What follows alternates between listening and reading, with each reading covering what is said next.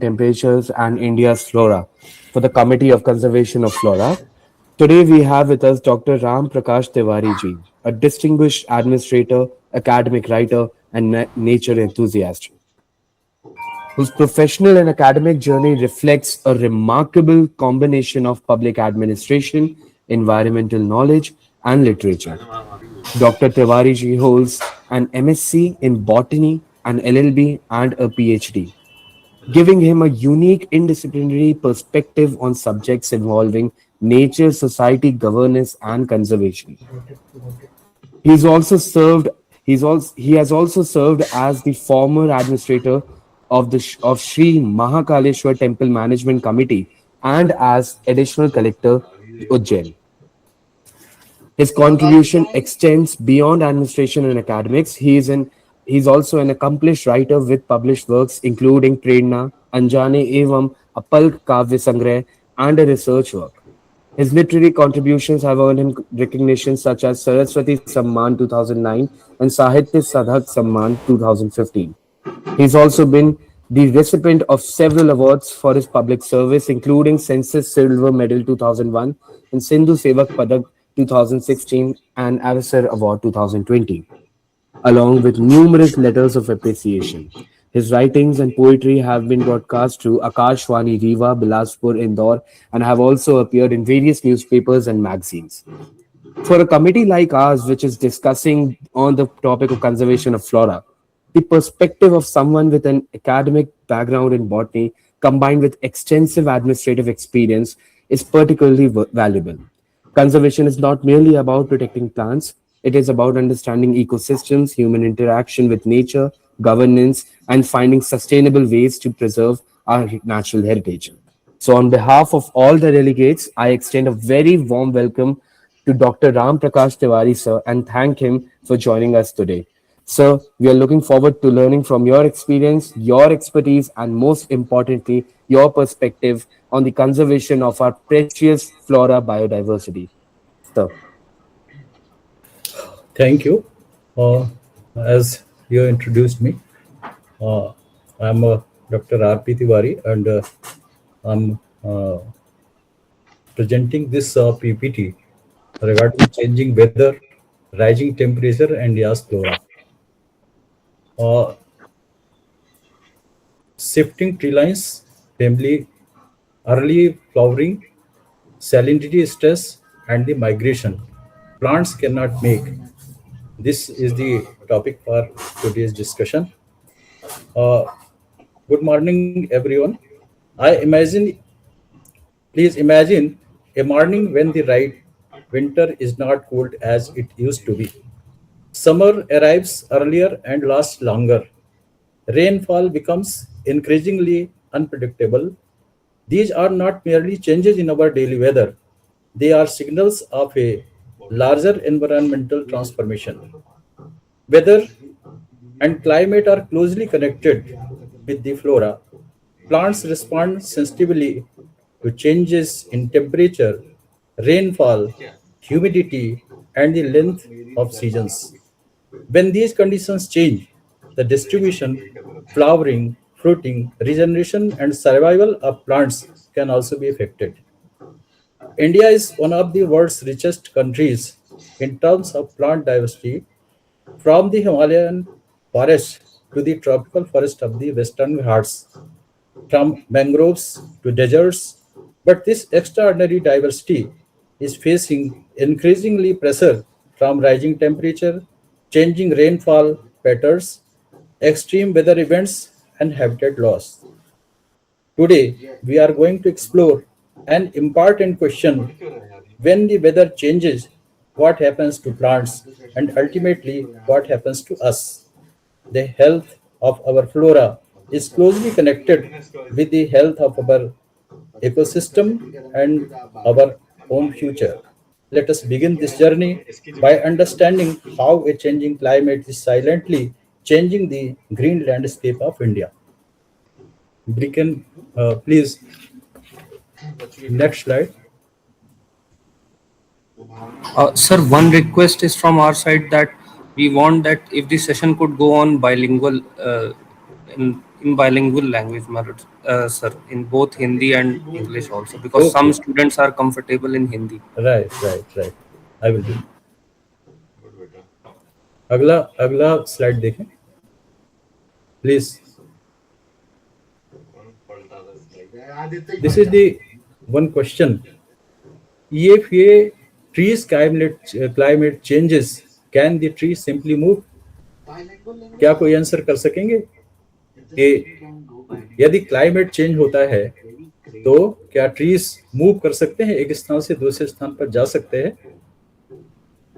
Anyone of you?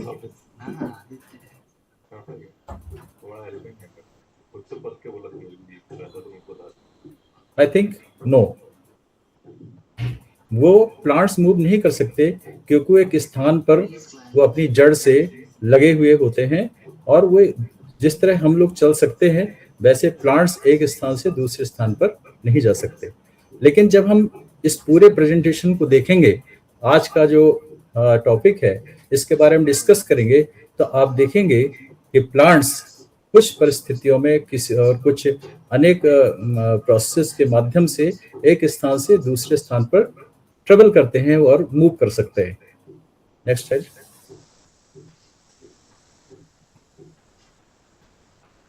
अब सबसे पहले हम बात करते हैं कि हमारे वेदर और क्लाइमेट, इसके संबंध में बात करें तो वेदर क्या है? वेदर जो है, जो शॉर्ट टर्म में जो चेंजेस होते हैं वो वेदर है, और क्लाइमेट जब लॉन्ग टर्म में उन्हीं चीजों को हम देखते हैं कि वो किस तरह परिवर्तित हो जाते हैं, तो वो क्या हो जाता है? क्लाइमेट। क्लाइमेट को हिंदी में क्या कहते हैं? जलवायु भी कहते हैं।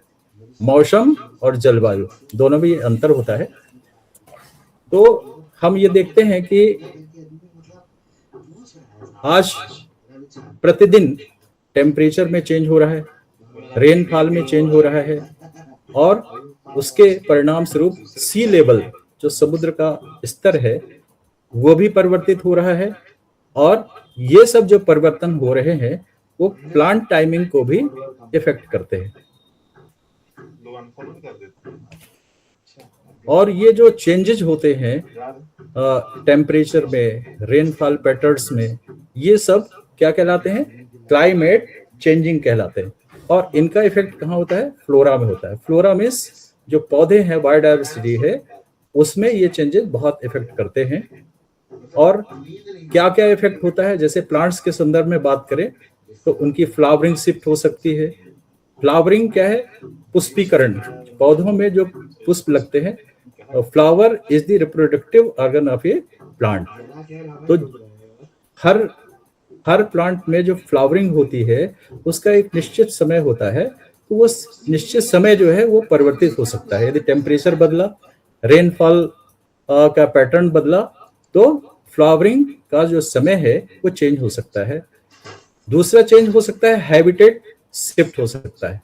हैबिटेट का मतलब है कि वो जहां पैदा होते हैं, जहां वो रहते हैं, उस स्थान को शिफ्ट कर सकते हैं। यदि ये टेम्परेचर और रेनफॉल पैटर्न और क्लाइमेट का और भी जो दूसरे बिंदु है, जो दूसरे फैक्टर्स है, उनमें यदि चेंज होता है तो उनको शिफ्ट भी करना पड़ता है। जो पहले अपना एक प्रश्न था कि क्या प्लांट मूव कर सकते हैं एक स्थान से दूसरे स्थान पर, वो आप देख रहे हैं कि हैबिटेट शिफ्ट होता है। फिर आज जब हम डिस्कशन करते जाएंगे तो आपको याद हो जाएगा कि किस तरह वो अपना हैबिटेट शिफ्ट करते हैं। एक और परिवर्तन क्या आता है, उनमें जो प्रभाव पड़ता है, पॉलिनेटर्स में मिस फ्लावर्स। एक प्रक्रिया होती है, आप सबने पढ़ा होगा कि एक प्लांट फिजियोलॉजी, जो प्लांट मतलब बॉटनी का एक बहुत महत्वपूर्ण एक भाग है जिसको प्लांट फिजियोलॉजी कहते हैं। तो उस प्लांट फिजियोलॉजी में आपने पढ़ा होगा या आगे पढ़ेंगे कि प्लांट क्या करते हैं, उनके पास क्लोरोप्लास्ट प्रोफिट होता है, तो उसके माध्यम से वो क्या करते हैं? अपना भोजन स्वयं बनाते हैं, है ना। वो प्रक्रिया क्या कहलाती है? That is called photosynthesis. और जब आप किसी बीज को बो देते हैं तो उसमें फिर सबसे पहले जर्मिनेशन होता है, अंकुरण होता है। अंकुरण होने के बाद फिर धीरे धीरे उसमें लीव्स आती हैं, लीव्स के बाद फिर फ्लावरिंग होती है, और फ्लावरिंग फिर आगे आगे और ग्रोथ होती जाती है, तो फिर उसमें फ्रूट्स बनते हैं फ्लावर के बाद, और फिर फ्रूट से फिर सीड्स बनते हैं, सीड्स रिलीज होते हैं, और फिर दूसरी जगह या उसी स्थान पर जैसी भी परिस्थितियां होती हैं उस हिसाब से उस सीड्स से नए प्लांट्स बनते हैं। और यदि उन्हें अनुकूल परिस्थितियां नहीं मिली तो वो दूसरी, या फिर हम जो मानव है या दूसरे कोई साधन है उसके माध्यम से भी सीड्स डिस्पर्सल हो जाता है, कहीं दूसरी जगह चले जाते हैं, तो वहां भी वो पौधे उग सकते हैं, और इसको कहते हैं हैबिटेट शिफ्ट होना। तो इस तरह पौधे चल सकते हैं। अब एक प्रक्रिया और आपने पढ़ा होगा या आगे पढ़ेंगे, ये जो फ्रूट बनने का प्रोसेस है, फ्लावर से क्या बनता है, फ्रूट बनता है। तो इस प्रोसेस में आप जानते हैं, मैंने जैसा पहले बताया कि flower is reproductive part of A plant. तो इसमें रिप्रोडक्शन के लिए उसमें एक मेल ऑर्गन होता है और दूसरा एक फीमेल ऑर्गन होता है। तो यदि आप किसी पुष्प को देखें, जैसे आप हिबिस्कस रोजा साइनेंसिस जिसे गुड़हल भी कहते हैं, वो सबसे अच्छा उदाहरण होता है शुरू में पढ़ने के लिए उसको देखा जाता है। तो उसमें आप देखेंगे सबसे पहले हरा हरा एक पत्तियों वाला भाग रहता है जो फूल में लगता है नीचे, वो कैलिक्स कहलाता है। उसके ऊपर फिर लाल रंग का जो पत्तियां रहती हैं जो अट्रैक्टिव होती हैं उन्हें कोरोला कहते हैं। और उसके ऊपर फिर एक स्टॉक टाइप का निकला रहता है, और उसमें पीले पीले बहुत छोटे छोटे स्टमेंस लगे रहते हैं, और एक ऊपर बहुत सुंदर सा एक छोटा सा गुच्छा जैसा रहता है, उसे स्टाइल कहते हैं। जो मतलब ये दोनों ही मेल पार्ट और फीमेल पार्ट दोनों ही मिलके एक स्टॉक सी बना लेते हैं। और उसमें जो पॉलन ग्रेन्स हैं, पॉलन ग्रेन्स या परागकण जिन्हें कहते हैं, जो एंड्रोसियम पार्ट में होते हैं, वो जब किसी फीमेल ऑर्गन के पास, या जिसे हम कहते हैं गाइनोसियम कहते हैं, गाइनोसियम के पास जब जाते हैं तो इस प्रक्रिया को पॉलिनेशन कहा जाता है, परागण कहलाता है। और इस परागण के लिए ये कोई अपने आप हो सकता है या किसी एजेंट के माध्यम से हो सकता है। तो ये एजेंट जो है क्या हो सकते हैं, हनी बीज हो सकते हैं, आपके बटरफ्लाइज हो सकते हैं, और दूसरे इंसेक्ट्स हो सकते हैं। तो ये सब के माध्यम से परागण की क्रिया होती है। और ये जो माध्यम मैंने बताए इनको कहते हैं पॉलिनेटर्स, पॉलिनेटर्स कहते हैं। तो यदि सही समय पर पॉलिनेटर्स आ जाएंगे तो पॉलिनेशन हो जाएगा, और नहीं तो फिर फ्लावर ही बने रह जाएंगे। उसमें यदि परागण की क्रिया नहीं होगी, पॉलिनेशन की क्रिया नहीं होगी, तो फिर उसमें फ्रूट्स बनना संभव नहीं होगा, और फूल कुछ दिनों में मुरझा जाएगा, समाप्त हो जाएगा। तो जब उसमें फ्रूट्स नहीं बनेंगे, सीड्स नहीं बनेंगे, तो क्या होगा, some species run out of space, उनका एक्सटिंक्शन हो जाएगा, और फिर वो उनकी जो स्पीसीज है, प्रजाति है, वो समाप्त हो जाएगी। Next slide. अब देखिए, मुझे लगता है आपने इतना समझ लिया होगा कि क्या क्या चेंज हो रहा है, टेम्परेचर, रेनफॉल पैटर्न, इस पर हम लोग विशेष रूप से चर्चा करेंगे। तो ये जो हम आज देखते हैं कि ये चर्चा में भी बात रहती है, न्यूज में भी रहती है, सब लोग कहते भी है कि India is getting warmer and rainfall is है कि गर्मियों में गर्मी जो है वो ज्यादा बढ़ती जा रही है। हर वर्ष हम इस बार बहुत ज्यादा गर्मी है, और जो वेदर है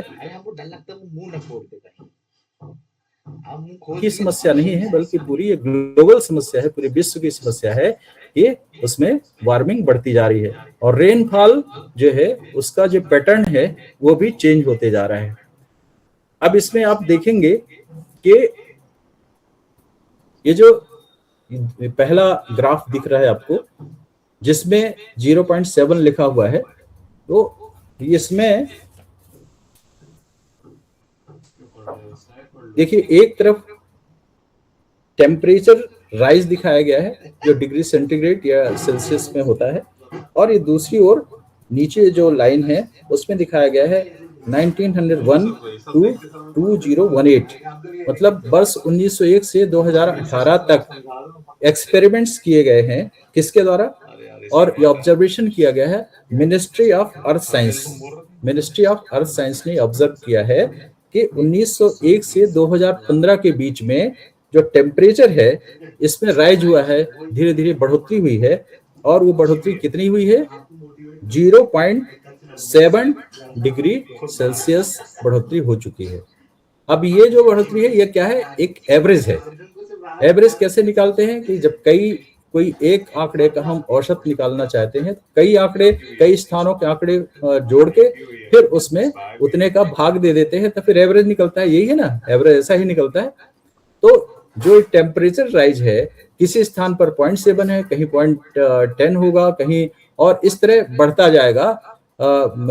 उसको यदि एवरेज टेम्परेचर राइज देखें तो वो 0.7 होता है, ठीक है ना। तो ये 1901 से 2018 तक का जो ऑब्जर्वेशन है वो इसमें इस ग्राफ में बताया गया है कि 0.7 डिग्री सेल्सियस टेम्परेचर इंडिया का वार्म हो चुका है या वार्मर हो चुका है।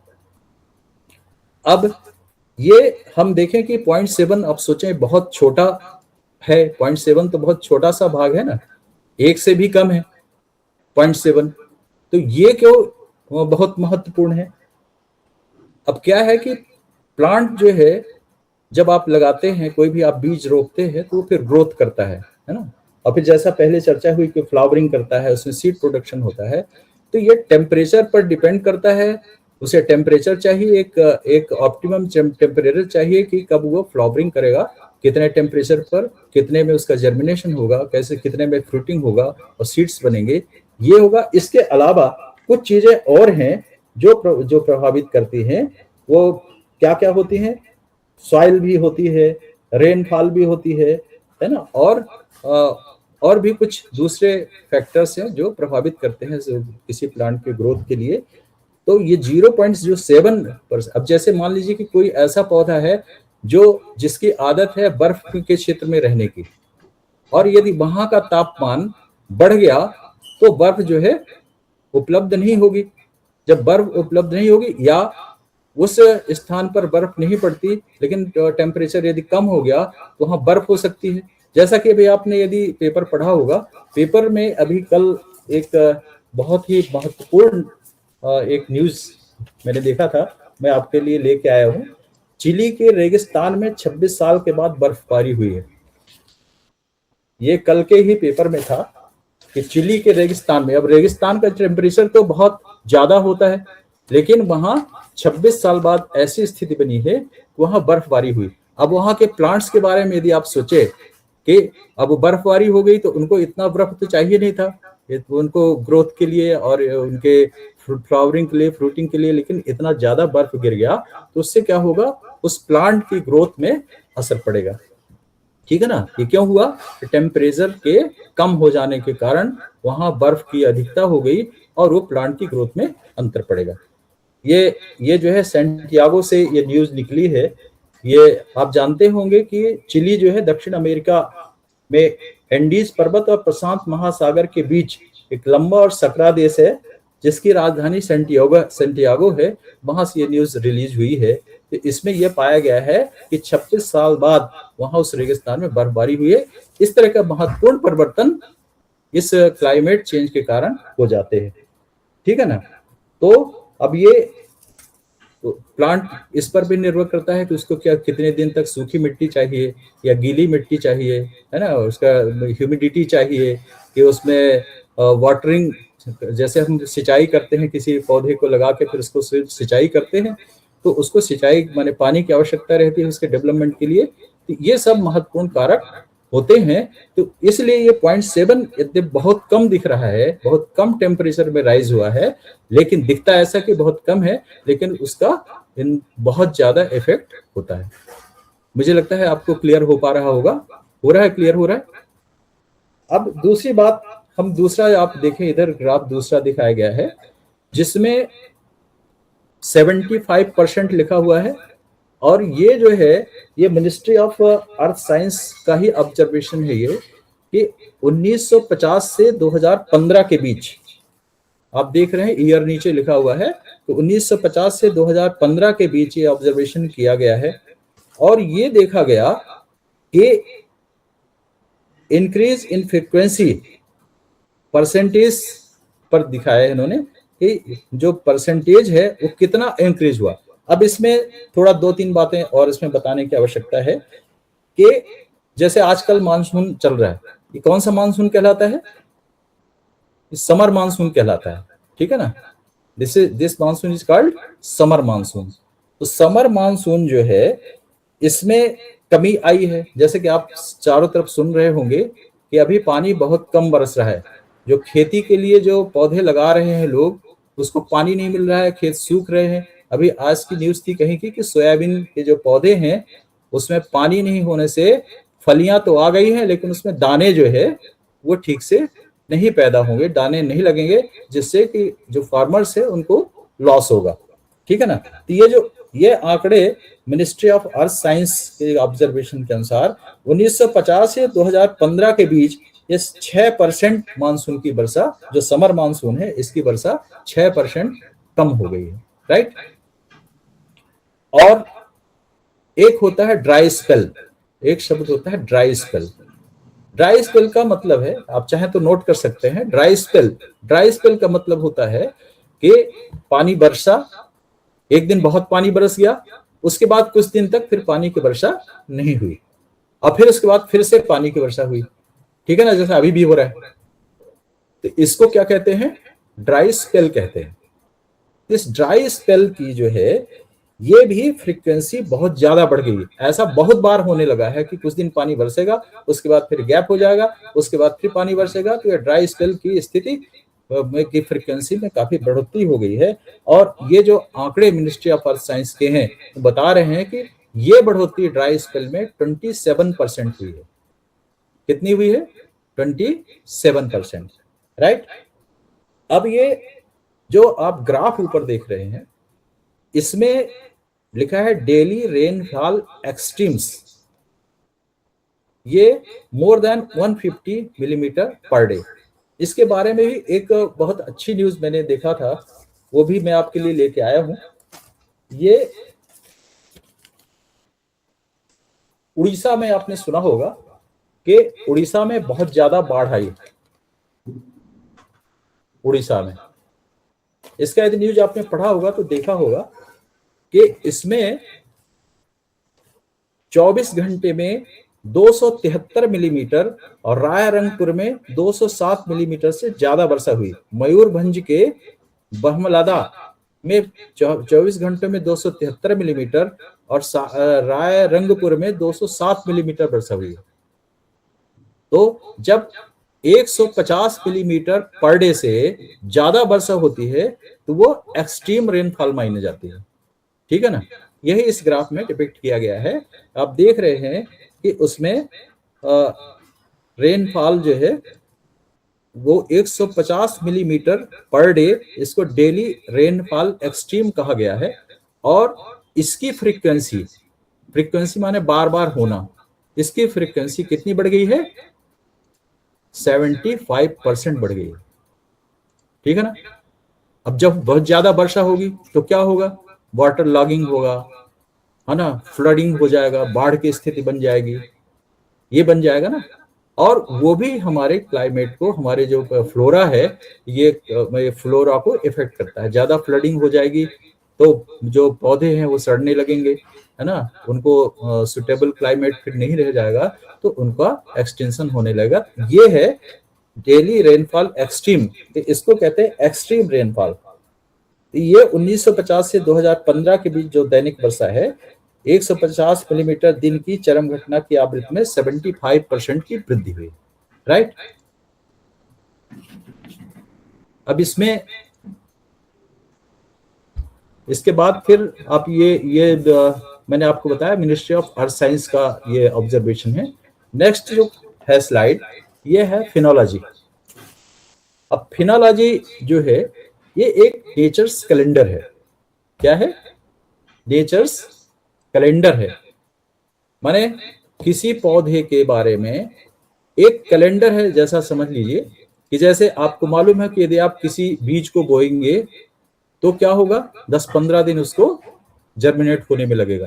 ठीक है, यदि लौकी का बीज आपने बोया तो 10-15 दिन में वो जर्मिनेट हो जाएगा, और जर्मिनेट होके फिर वो बढ़ेगा, फिर उसमें क्या बनेंगी, पत्तियां आएंगी, और पत्तियों के बाद फिर उसमें और आगे बढ़ोतरी हो जाएगी, तो फ्लावरिंग होगा, फिर फ्रूटिंग होगा, फिर सीड्स बनेंगे, और फिर जब फ्रूट आएंगे तो कुछ तो हम फ्रूट्स खा लेंगे, लौकी की सब्जी खा लेंगे ना, और कुछ जो फ्रूट्स है वो सूख जाएंगे, और सूख के फिर उसमें से नए नए बीज बन जाएंगे। तो ये एक कैलेंडर है, ये इतने दिन में पत्तियां आ जाएंगी। हर मतलब प्लांट स्पीसीज के बारे में वेरी कर सकता है, अलग अलग हो सकता है, तो ये इसे कहते हैं नेचर कैलेंडर। और ये जो स्टडी है इसको कहा जाता है फिनोलॉजी, राइट।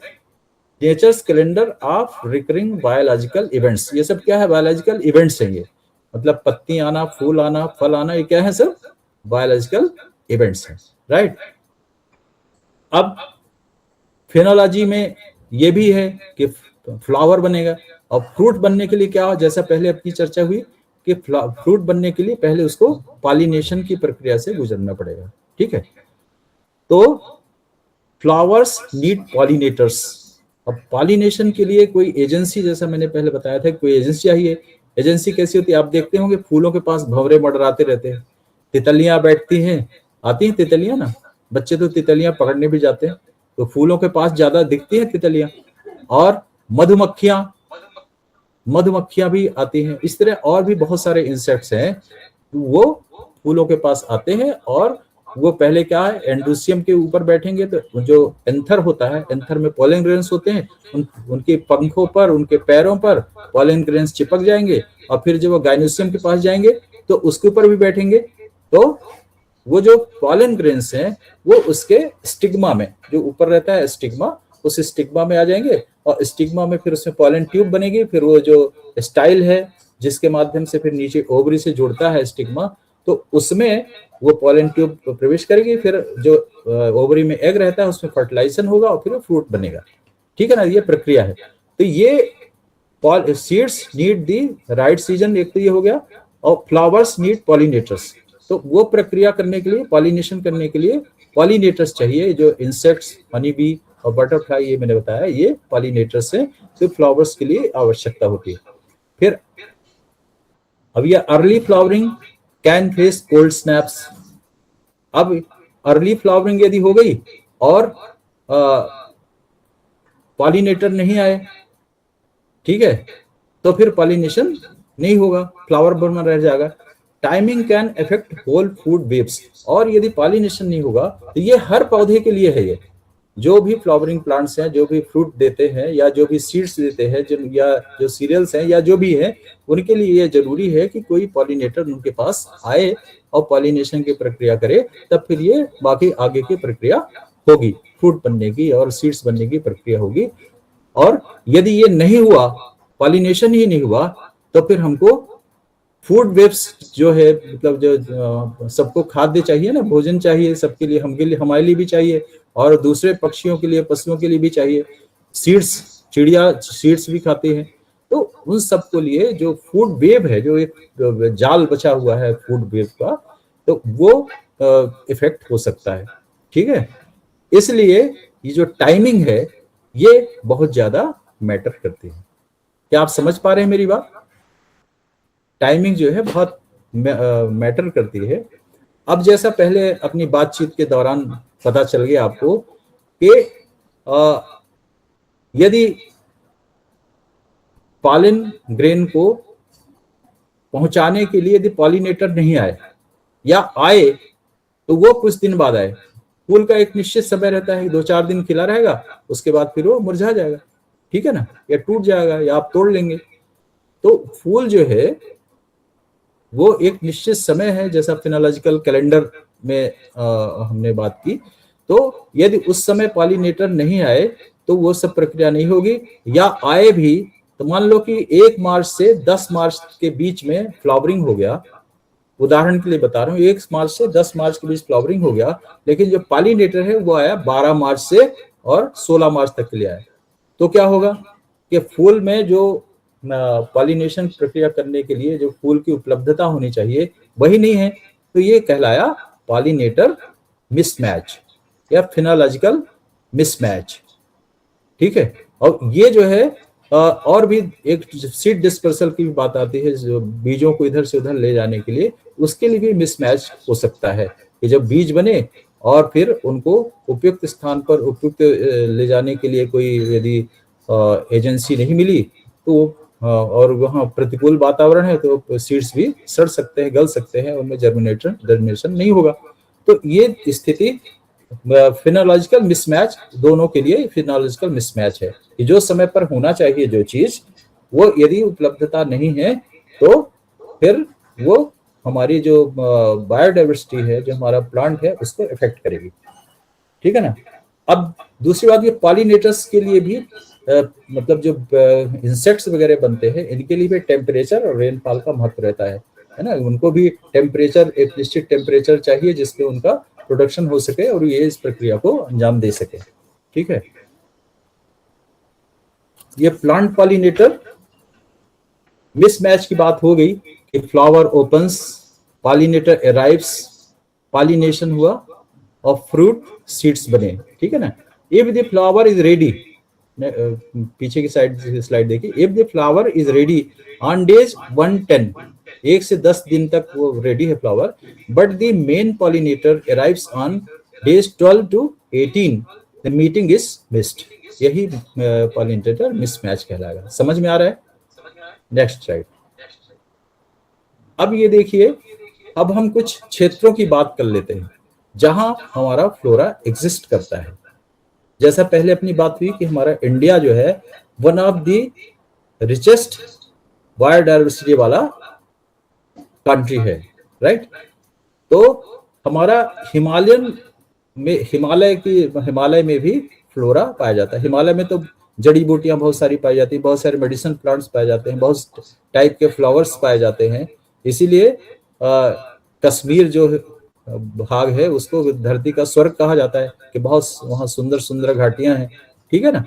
तो हिमालय में जो फ्लोरा पाया जाता है, इसके में एक रोडोडेंड्रॉन आर्बोरियम करके एक स्पीसीज होती है, रोडोडेंड्रॉन। उसका फ्लावर जो है लाल रंग का होता है, ट्रम्पेट टाइप का फ्लावर होता है। ये इसमें टेम्परेचर का क्या रिस्पांस होता है, इसे आप इस ग्राफ में देखेंगे कि response can depend on the sequence of seasons, not just today's temperature, मतलब पूरे क्लाइमेट का असर होता है। सीजन, पूरे सीक्वेंस जो सीजन आता जाता है उसका असर इस पर किस तरह पड़ता है, ये आप देखिए। और जो अभी फिनोलॉजिकल कैलेंडर आपने देखा था कि उसमें फ्लावरिंग कब होगा, और वो एक निश्चित कैलेंडर है, उस कैलेंडर में किस तरह का शिफ्टिंग होता है ये देखिए। ये जो ग्राफ दिया गया है, इस ग्राफ में यदि टेम्परेचर, अब वहां तो 1 डिग्री सेल्सियस भी बहुत महत्वपूर्ण होता है हिमालय में। ठीक है ना। यदि 1 डिग्री सेल्सियस भी बढ़ गया या घट गया टेम्परेचर तो उसका प्लांट पर इफेक्ट होगा, असर होगा। ठीक है। ये देखिए, इसका उदाहरण, बहुत अच्छा उदाहरण ये रोडोडेंड्रॉन का है कि इसमें क्या प्रभाव पड़ता है। आप इसके माध्यम से देखेंगे, ये यदि 1 डिग्री सेल्सियस टेम्परेचर बढ़ जाता है, देखिए इसमें ये लेफ्ट साइड वाला जो ग्राफ है इसमें देख रहे होंगे, यदि 1 डिग्री सेल्सियस टेम्परेचर उसका बढ़ जाता है तो उसकी फ्लावरिंग जो है 2.27 डेज अर्लियर हो जाती है, राइट। 2.27 दिन पहले फ्लावरिंग उसमें हो सकता है। और यदि घट गया, ये नीचे दिख रहा है कि यदि घट गया तो 2.54 डेज लेटर फ्लावरिंग होगी। ठीक है। आप समझ पा रहे हैं, 2.54 डेज लेटर माने बाद में होगी, और यदि टेम्परेचर बढ़ गया तो 2.27 दिन पहले हो जाएगी। ये शिफ्टिंग जो है बहुत महत्वपूर्ण है रोडोडेंड्रॉन के लिए। 1 डिग्री सेल्सियस बढ़ा। अब इसको देखने के लिए बहुत ही धीरे धीरे स्लो मोशन की प्रक्रिया है ये सब। ठीक है ना। तो ये फ्लावरिंग पैटर्न का अध्ययन जो किया गया 2022 में अध्ययन किया गया, एक फेनोकैम एक होता है, फेनोकैम नोट कर सकते हैं।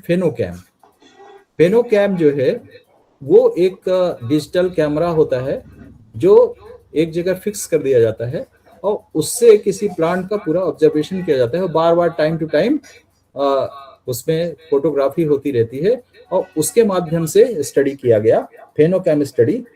और 2025 में भी एक स्टडी की गई, तो इसमें जो ये पाया गया कि फ्लावरिंग जो है सॉइल पर, एयर पर और टेम्परेचर पर डिपेंड करता है। ठीक है, केवल टेम्परेचर भर नहीं, सॉइल और एयर कैसा है उस पर भी डिपेंड करता है। और 2025 की स्टडी में यह पाया गया कि एज, एलिवेशन, स्लोप और सनलाइट, इनका भी प्रभाव उस पर, रोडोडेंड्रॉन पर होता है। लेकिन ये जो हमने इस ग्राफ में समझा, ये टेम्परेचर जो है इसका हमें दिखाया गया कि किस तरह अंतर आता है। अब ये स्टडी जो है बहुत महत्वपूर्ण हुई और इस स्टडी को करने के लिए 10,295, इधर देखिए कहीं लिखा हुआ study signal, 10,295 historical herbarium specimens के माध्यम से किया गया। अब हर्बेरियम तो आप लोग जानते होंगे ना, हर्बेरियम सुना है? हर्बेरियम जो है किसी प्लांट का जो पार्ट्स है, प्लांट पार्ट्स या होल प्लांट, छोटा सा प्लांट है तो पूरा जड़ के साथ उखाड़ के उसका एक हर्बेरियम बनाया जाता है, उसको ड्रायर्स के माध्यम से सुखाया जाता है, फिर उसे सुरक्षित रखा जाता है फाइल में रख के, और उसमें कब उसे कलेक्ट किया गया ये सब उसमें डेट वगैरह डाल के रखी जाती है, ये हर्बेरियम कहलाता है। तो इस तरह 10,295 बहुत बड़ी संख्या है, 10,295। और ये प्लांट कलेक्शन कब से किया गया? 1884, सन 1884, माने भारत स्वतंत्र नहीं हुआ था उसके पहले से हमने प्लांट्स का हर्बेरियम कलेक्ट करना, किसका? रोडोडेंड्रॉन का हर्बेरियम कलेक्ट करना प्रारंभ किया और उसे सुरक्षित रखते गए। और उसमें धीरे धीरे ये हमने देखा कि इस तरह का चेंजेस होता है। टेम्परेचर हमने रिकॉर्ड करके वो भी रखा कि 1 डिग्री सेल्सियस यदि टेम्परेचर बढ़ गया तो 2.27 डेज पहले फ्लावरिंग हो जाती है, और ये यदि 1 डिग्री सेल्सियस कम हो गया तो 2.54 डेज लेटर होती है। ठीक है ना? अब ये कम होने का क्या मतलब है कि शीतकाल में भी जैसे जितना टेम्परेचर वहां का हिमालय का रहता है, यदि ऑटम सीजन में यदि उसका टेम्परेचर कम हो जाता है, जितना वहां टेम्परेचर रहता है उससे कम हो जाता है, ये सब क्लाइमेट चेंज है ये, तो वो कम हो जाता है तो ये फ्लावरिंग जो है डिलेड हो जाती है, डिलेड फ्लावरिंग हो जाती है। तो इस तरह आप देख रहे हैं कि हिमालय में पाई जाने वाली इस महत्वपूर्ण स्पीसीज में जलवायु परिवर्तन के साथ पौधों की प्रतिक्रिया बहुत जटिल होती है, और इसका टेम्परेचर का और क्लाइमेट चेंज का इस तरह असर होता है। समझ पा रहे हैं आप मेरी बात? चलिए, अब इसके बाद नेक्स्ट स्लाइड,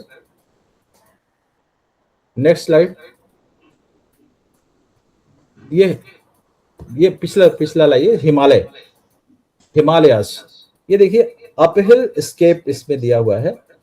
हिमालय में पाई जाने वाली जो प्रजातियां हैं उनके बारे में ये बहुत ही महत्वपूर्ण घटना है। यदि आप कल्पना करें कि आपका कमरा जहां आप बैठे हुए हैं वो बहुत ज्यादा गर्म हो जाता है, तो आप क्या करेंगे? कमरा बहुत ज्यादा गर्म हो गया तो आप क्या करेंगे?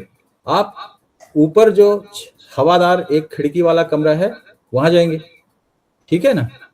और उसमें भी यदि आपको गर्मी बहुत ज्यादा लग रही है, अब तो पहले एसी चालू करेंगे, कूलर चालू करेंगे, जैसा भी है, और उसमें भी आपको ऐसा लगेगा कि कहीं फ्रेश एयर मिले तो आप ऊपर चले जाएंगे, ऊपर के फ्लोर में चले जाएंगे, और फिर और ऊपर के फ्लोर में चले जाएंगे यदि गर्मी बढ़ती रहे तो। और फिर जब आप टॉप फ्लोर पे पहुंच जाएंगे तो फिर क्या होगा? उसके ऊपर आपको जाने की संभावना नहीं है। ये है? नहीं है, ठीक है ना? तो ये जो है, इसी तरह ये पौधों का है। पौधे जैसा पहले अपनी बात हुई कि वो शिफ्ट होते हैं। किस तरह शिफ्ट होते हैं कि अपने लिए जो उनके लिए अनुकूल वातावरण है, सुटेबल क्लाइमेट है, उस स्थान पर जाकर उगते हैं। माने कैसे उगते हैं? उनके जो सीड्स जो है वहां चले जाते हैं, वहां ले जाए जाते हैं और वहां फिर अनुकूल वातावरण उगते हैं। ये पाया गया कि जैसे जैसे वार्मर होता गया माने टेम्परेचर बढ़ता गया, तो जो ये हिमालय में ग्रो होने वाले पौधे हैं वो ऊंचाई की ओर जाने लगे, राइट। जैसे हमने गर्मी लगी तो हम फिर क्या किए, ऊपर के फ्लोर में चले गए, ठीक है। इसी तरह पौधे भी, पौधों का मतलब नीचे फिर उनको ज्यादा गर्म वातावरण मिला, क्योंकि उनको ठंडे वातावरण में रहने आदत है, तो उन्होंने अपना जो उनका टेंडेंसी है वो चेंज होने की टेंडेंसी है, और वो उनका सीड जो है ऊपर के स्थान पर जाके और वहां उसको सुटेबल क्लाइमेट मिला, वहां फिर वो फ्लोरिश होने लगा, ठीक है। इसी तरह फिर और वहां भी थोड़ा टेम्परेचर हायर हुआ, तो फिर क्या हुआ, फिर वो और ऊपर चले गए। लेकिन उनके भी जाने की एक सीमा है, जिसके बाद जो है, क्योंकि ऊंचाई पे जैसे जाते जाते हैं वैसे वैसे ठंडी बढ़ती जाती है ना, शीतलता बढ़ती जाती है, तो उनकी भी एक सीमा है कि कहां तक वो जा सकते हैं, ठीक है। और उसके ऊपर यदि जाना चाहेंगे तो उसके ऊपर फिर जो टेम्परेचर, इतना कम टेम्परेचर होगा कि उनके लिए सुटेबल वहां क्लाइमेट नहीं मिलेगा, और उसको कहते हैं ट्री लाइन, ठीक है ना। उस स्तर तक पहुंचने के लिए क्या कहते हैं, ट्री लाइन। तो ये अपहिल जो है जाते जाते हैं, और जैसा इसमें लिखा हुआ है स्लाइड में कि हायर जनरली कूलर होते हैं, हायर स्थान जो है जनरली कूलर होते हैं। वार्म माने गर्मी, उसे कूल क्लाइमेट स्पीसीज अपवर्ड, और गर्मी से क्या होता है कि ऊपर का भाग जो है ऊपर ठंडक रहती है और नीचे गर्मी रहती है। Seeds can establish new population, और धीरे धीरे जो सीड्स हैं वो सुटेबल क्लाइमेट में जाते हैं और न्यू पॉपुलेशन उनकी होती जाती है। समझ पा रहे हैं मेरी बात? अच्छा, अब ये जैसा मैंने बताया कि summit is a hard limit, एक निश्चित सीमा तक ही बढ़ सकते हैं। अब एक बहुत महत्वपूर्ण फैक्टर होता है कि roads and farms fragment habitat. क्या होता है कि जैसे एक कोई खेत है ना, उसके लिए प्लांट्स को ग्रो करने के लिए वहां बढ़िया क्लाइमेट मिल रहा है, लेकिन वहां हम क्या करते हैं, हमने उस फील्ड के पास से एक रोड बना दिया, या एक वहां बहुत बड़ी बस्ती बसा दी, ठीक है, और या कुछ और भी कोई तालाब बना दिया, कोई स्ट्रक्चर बना दिया, जिसके कारण वो क्षेत्र जो है उनका कम हो गया। पहले उनके पास पर्याप्त क्षेत्र था, वो उसी स्थान पर एक फैल के बढ़ सकते थे, लेकिन उसको हमने सीमित कर दिया। और उधर पहले जमीन है, मान लीजिए कि एक बीच से एक जंगल है, उसके बीच से रोड बना गई या बन गई, या कोई तालाब बना दिया या कुछ बना दिया, जो उनको सीड्स को एक स्थान से दूसरे स्थान पर जाने के लिए एक बैरियर का काम करते हैं, तो वो फ्रेगमेंटेड हैबिटेट कहलाएगा, ठीक है।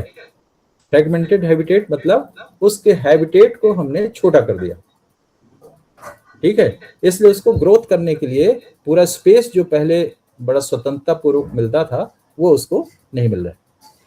अब ये आप देखिए कि climate can change faster than migration.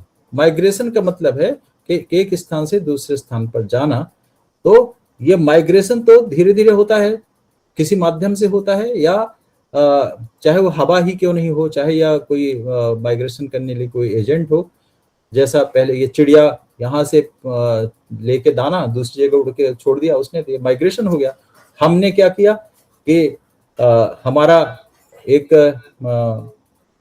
स्थान से दूसरी जगह ट्रांसफर हो गया, तो हमने वहां का सीड लाके और यहाँ मान लो पन्ना में थे, तो पन्ना से लेकर उज्जैन में हमने सीड्स लगा दिए थे, ये भी माइग्रेशन हो गया ना।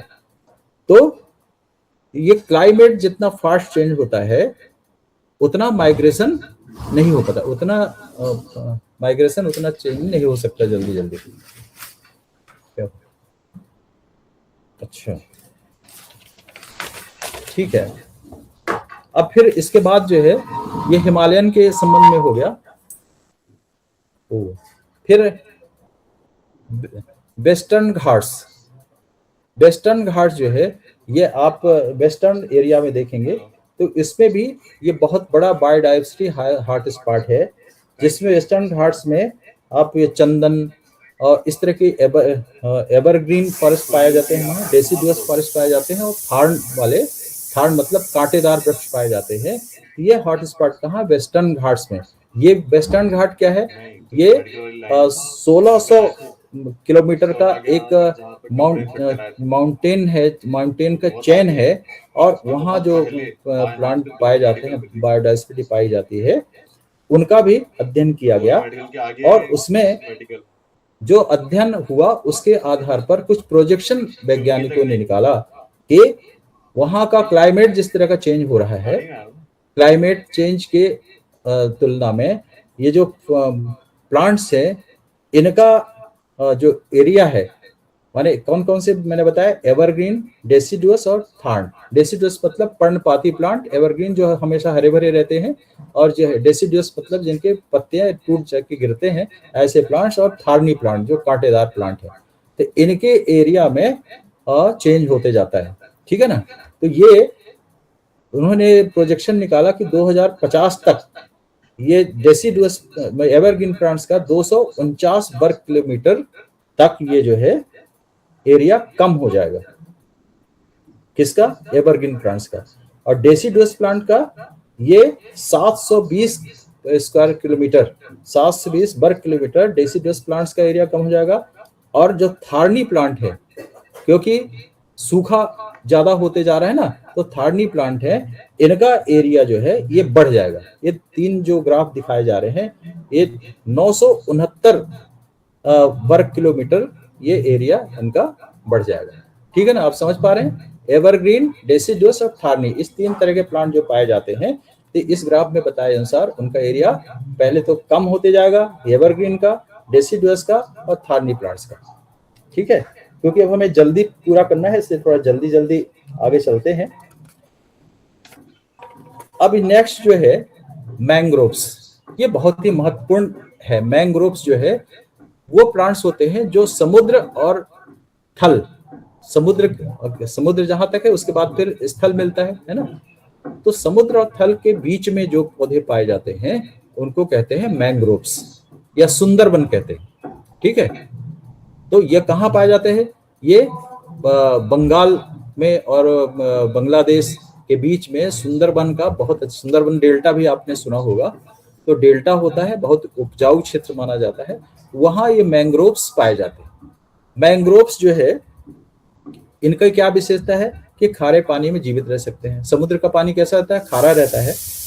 और ये इनका महत्व क्या है? खारे पानी में जीवित रह सकते हैं, प्रोटेक्ट शोर लाइन्स, मतलब ये तटीय क्षेत्रों को सुरक्षा देते हैं, और नर्सरी हैबिटेट फॉर फिश, आप इसमें देखेंगे लिखा हुआ है नर्सरी हैबिटेट फॉर फिश।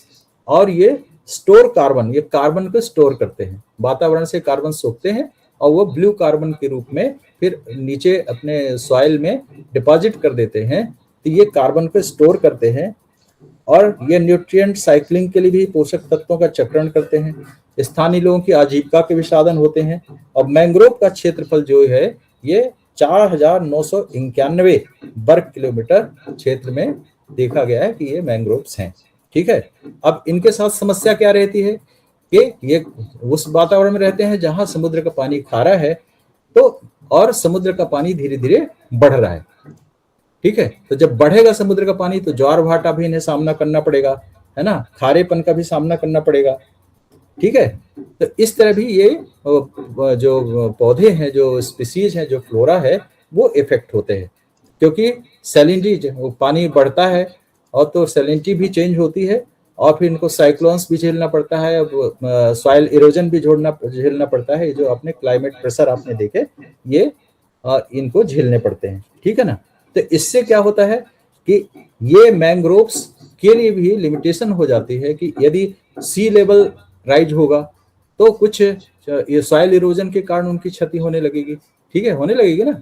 या साल्ट वाटर है तो उसमें सैलिनिटी जो है वो ज्यादा बढ़ जाएगी, तो जो उनके लिए क्लाइमेट चेंज का एक बहुत बड़ा कारण हो जाएगा, और उसको भी वो करना पड़ेगा, मतलब उसके कारण भी उन पर प्रभाव पड़ेगा, ठीक है। ये भी क्लाइमेट चेंज का एक अच्छा उदाहरण है कि मैंग्रोव जो है। और ये सुंदरबन का नाम सुंदरबन क्यों है, ये जानते हैं आप क्या? वहां सुंदरी करके वृक्ष पाए जाते हैं, इसलिए उसका नाम सुंदरबन रखा गया है। और ये बहुत ही सुंदर क्षेत्र है, इसलिए यूनेस्को ने इसको विश्व धरोहर स्थल घोषित किया है, ठीक है ना। ये और यहाँ जो है जो टाइगर भी बहुत बड़े बड़े पाए जाते हैं, क्रोकोडाइल्स भी पाए जाते हैं, आपने पढ़ा होगा ये इस क्षेत्र के लिए। तो और इसे मैंगो ये जो मैंग्रोव्स है इनमें ऑक्सीजन लेने के लिए न्यूमेटिक रूट्स होती है जो ऐसे ऊपर दिखती रहती है। चलिए, तो इसमें भी क्लाइमेट का हम असर देखते हैं कि सैलिनिटी यदि बढ़ जाएगी तो वो उनके लिए एक एक्सटिंक्शन का कारण हो सकता है, और वही प्राण जीवित रह सकते हैं जो उस सैलिनिटी के लिए अडॉप्ट कर लेते हैं अपने आप को। ठीक है ना। अब नेक्स्ट स्लाइड देखेंगे। नेक्स्ट स्लाइड, ये देखिए, ये बताया गया इस स्लाइड में कि 1993 और 2017 के बीच में नॉर्थ इंडियन ओशन का स्तर 3.3 मिलीमीटर प्रतिवर्ष बढ़ा है। 3.3, यद्यपि बहुत छोटा दिखता है 3.3 मिलीमीटर, हर साल समुद्र का लेवल जो है बढ़ते जा रहा है। 1993 से 2017 के बीच का स्टडी है, लेकिन हर साल 3.3 मिलीमीटर बढ़ते जाएगा तो फिर एक्यूमुलेट होते जाएगा और फिर समुद्र का स्तर बढ़ते जा रहा है। ये भी अच्छा संकेत नहीं है। ठीक है, उसमें समुद्र का स्तर बढ़ जाने से क्या होगा, उसमें स्टॉर्म्स आएंगे, मिट्टी का इरोजन हो जाएगा, उसमें ज्वार भाटा बहुत आएंगे, उसका सैलिनिटी भी बढ़ती है और उससे उन सबको ये पौधों को उनका सामना करना पड़ता है। तो ऐसी प्रजाति को ही लाभ मिल सकता है जो उस वातावरण के साथ अपने आप को अडॉप्ट कर लेते हैं। नेक्स्ट स्लाइड देखिए, कोर प्रॉब्लम इसमें दिखाई गई है कि migration plants can not make migration birds only if every link in the chain survives. क्या क्या चाहिए इनको, सुटेबिलिटी क्या क्या है इनको माइग्रेट करने के लिए। माइग्रेशन तो आप समझ गए ना, एक स्थान से दूसरे स्थान पर जाने के लिए। तो इनको कब ये चेंज होंगे, इनको सुटेबल हैबिटेट मिलना चाहिए, माने अनुकूल वातावरण मिलना चाहिए, सीड्स को रीच होना चाहिए, वहां तक सीड्स को पहुंचना चाहिए, सीडलिंग जो है सर्वाइव होना चाहिए, और उनका रिप्रोडक्शन होना चाहिए, और उनका पॉपुलेशन जो है परसिस्ट होना चाहिए, मतलब वहां वो रह सके पॉपुलेशन। ये इंग्रेडिएंट्स है जो माइग्रेशन के लिए आवश्यक है। ठीक है, नेक्स्ट। अब हमारा उद्देश्य क्या है कि हमको बायोडायवर्सिटी को बचाना है, तो हमें कंजर्वेशन कुछ पॉइंट्स भी ध्यान में रखना चाहिए होगा। तो एक क्लाइमेट रिफ्यूजिया, जिसमें देखिए क्लाइमेट रिफ्यूजिया का मतलब ये है कि ऐसे कुछ स्थान हैं उन्हें चिन्हित किया जाना चाहिए जहां प्लांट्स को सुटेबल क्लाइमेट मिल सकता है। ऐसे स्थानों का हमें संरक्षण करना चाहिए। ठीक है, हमें सीड बैंक्स बनाने चाहिए। सीड बैंक क्या है कि बैंक, जिस तरह बैंक में हम पैसा रखते हैं वैसे ही सीड्स को रखा जाए, और उन सीड्स को फिर जहां आवश्यक है सुटेबल क्लाइमेट में वहां भेज के और उनको ग्रो किया जाए। तो ये सीड बैंक हमें बनाना चाहिए। और हमें जेनेटिक डाइवर्सिटी का भी कंजर्वेशन करना चाहिए। तो सीड्स को जब हम कंजर्व करेंगे तो जेनेटिक डाइवर्सिटी भी प्रोटेक्ट होगी, और इकोलॉजिकल कॉरिडोर्स को आपस में जोड़ना चाहिए। जैसे मैंने बताया कि फ्रेगमेंटेड कॉरिडोर्स हो गए हैं, उनको दो स्थानों को जो एक सुटेबल क्लाइमेट वाले स्थान हैं उनको हमें जोड़ने की भी व्यवस्था करना चाहिए। हमें लैंडस्केप प्लानिंग इस तरह करना चाहिए कि हैबिटेट पैचेज जो है वो एक दूसरे से जुड़े और वहाँ ये जो फ्लोरा है वो ज्यादा फ्लोरिश हो सके। ठीक है, और ये प्रक्रिया इतनी छोटी नहीं है, ये बहुत लॉन्ग टर्म मॉनिटरिंग की प्रक्रिया है, और इसी तरह हम इनको सुरक्षा दे सकते हैं। ठीक है ना। जो हमारे क्लाइमेट असर के कारण पौधों की के नष्ट होने की संभावना है, वो इन संरक्षण की जो प्रक्रियाएं हैं उसके माध्यम से उनको बचाया जा सकता है। ठीक, अब देखिए फिर नेक्स्ट स्लाइड।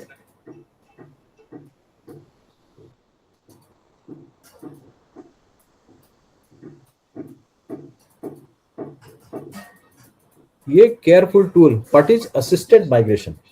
असिस्टेड माइग्रेशन क्या है? असिस्टेंस होता है सहायता करना। ठीक है, असिस्टेंस है। तो वो माइग्रेशन के लिए जब हम सहायता करते हैं तो that is called assisted migration. तो इसमें क्या होगा, इन सम केसेस कंजर्वेशन में help species move to future suitable area. जो फ्यूचर में सुटेबल एरिया हैं उनको हम आइडेंटिफाई करके और हम उनको वहां मूव करने के लिए सहयोग करेंगे, ये असिस्टेड माइग्रेशन हुआ। It can help when natural movement is too slow or barriers are impossible to remove. ये कब आवश्यक है असिस्टेड माइग्रेशन? जब वो जो बैरियर्स जो हमने बताया कि रोड बना दी, तालाब बना दिया, इनके कारण माइग्रेशन नहीं हो सकता, उन बैरियर्स के कारण माइग्रेशन नहीं हो सकता, तो उनको हम हटा भी नहीं सकते, रिमूव भी नहीं कर सकते, तब हमें असिस्टेड माइग्रेशन की सहायता लेने की आवश्यकता है। लेकिन ये रिस्की भी है, ये लिखा है बट इट इज रिस्की। यदि हम जो स्पीसीज है उनको मूव करके दूसरी जगह ले जाएंगे तो ऐसा हो सकता है कि वो इन्वेजिव हो जाएं या जो वहाँ लोकल कम्युनिटीज हैं उनको डिस्टर्ब भी कर दें। ठीक है, देयरफॉर एसेस इकोलॉजी फर्स्ट, हमें सबसे पहले परिस्थितिकी का अध्ययन करना चाहिए, नेटिव मटेरियल को मॉनिटर करना चाहिए और उनके आउटकम्स को देख के फिर हमें असिस्टेड माइग्रेशन की कार्रवाई करना चाहिए। ठीक है, नेक्स्ट।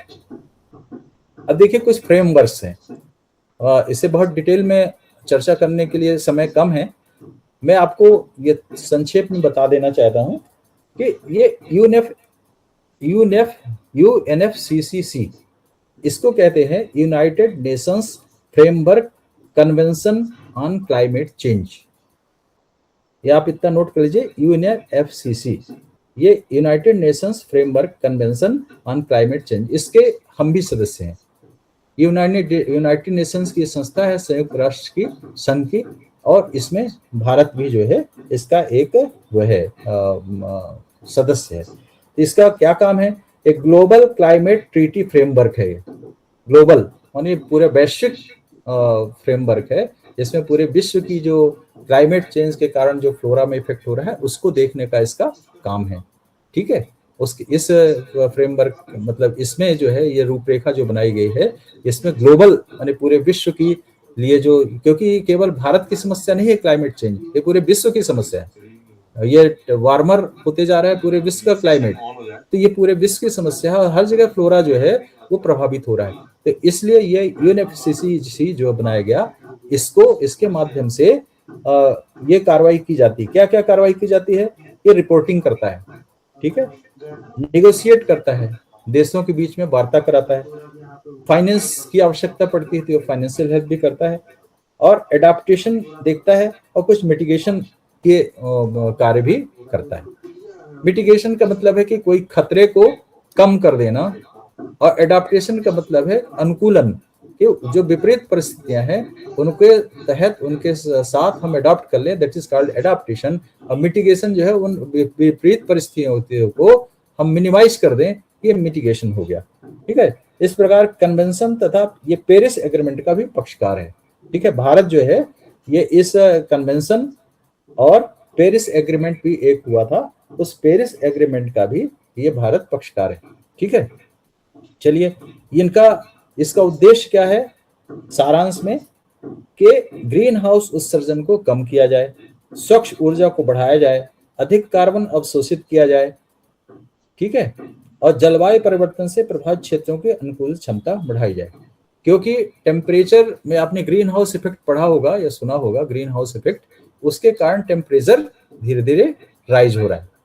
ग्रीन हाउस इफेक्ट क्या है कि हमारा जो प्लैनेट है पृथ्वी, उसके ऊपर वायुमंडल है, और वायुमंडल में जो सन रेज ऊपर से आती हैं, उसके बाद फिर स्पेस है जहां सन है, सन से जो रेज आती हैं वो वायुमंडल से होकर फिर पृथ्वी पर आती हैं, और पृथ्वी में फिर हम उसका उपयोग करते हैं विभिन्न माध्यमों से, और जो कुछ रेडिएशन, इंफ्रारेड रेडिएशन जो है, रेडिएशन पृथ्वी से वो रिफ्लेक्ट होता है, और वो फिर वायुमंडल के माध्यम से यदि स्पेस में चला जाए तो वो ऐसा नहीं हो पाता। क्यों? क्योंकि जो हम मानव की गतिविधियां हैं कि हम बहुत ज्यादा इंडस्ट्रियलाइजेशन कर रहे हैं, अर्बनाइजेशन कर रहे हैं, बहुत सारी गाड़ियां चला रहे हैं, फॉसिल फ्यूल्स का यूज कर रहे हैं, है ना, वृक्षों को काट रहे हैं, डिफॉरेस्टेशन कर रहे हैं, तो इन सब चीजों के कारण क्या हो रहा है कि वो उसमें जो कार्बन डाइऑक्साइड और मीथेन, इस टाइप की जो गैसेस का उसमें कंसंट्रेशन बढ़ता जा रहा है, जिससे रेडिएशन जो है ऊपर नहीं जा पाता, और हमारे पृथ्वी का टेम्परेचर बढ़ता जाता है। ठीक है ना, यह है टेम्परेचर बढ़ने का कारण। और भी कारण कुछ हो सकते हैं।